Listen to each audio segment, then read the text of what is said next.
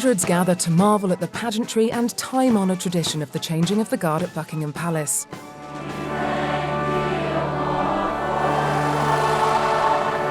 Elsewhere in London, hundreds more gather in worship at the historic Hyde Park Chapel.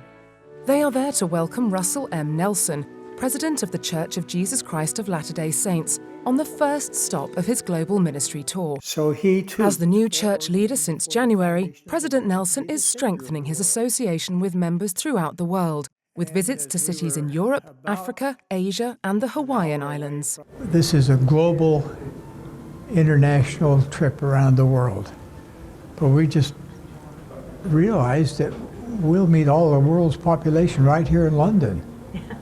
We don't need to go anywhere else. We have to remember that he's not only the president and prophet for the church, we love him and sustain him as that, but he's the prophet to the world. President Nelson is joined on the tour by his wife, Wendy. You look beautiful. And Elder Jeffrey R. Holland of the Quorum of the 12 Apostles, and his wife, Patricia. Nice to meet you. Meeting one-on-one with individuals and families is a hallmark of President Nelson's ministry. Families like Nigel and Sasha Winters and their 3 children. He's just such an amazing man, and it's just so overwhelming to actually meet him in person. Nice to meet you. President Nelson's great-grandparents were from Ditcheat, Somerset, converts of the church by Mormon missionaries. From Germany? It is fitting that generations later, he returned as president of the faith to inspire young missionaries from the England-London mission to continue to preach the gospel of Jesus Christ. What a marvelous thrill it was to shake hands with each of you on the way in. As I looked into his eyes and I saw his countenance, I understood how humble he was, how loving and caring he was. He didn't seem to want to rush through it all, but he wanted to take his time with us. Excited members came early to London and anxiously stood in line for a special meeting with the senior church leaders. Faith in him. Thousands more gathered in meeting houses throughout the British Isles where the meeting was being broadcast. I tell you, this is the most extraordinary experience.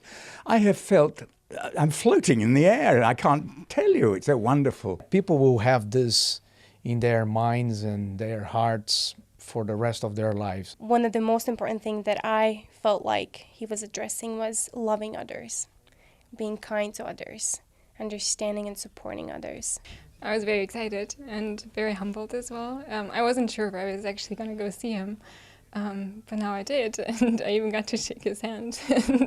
The next stop on the global ministry tour is Jerusalem, where President Nelson will visit sacred sites and continue to bear witness of the love of Christ.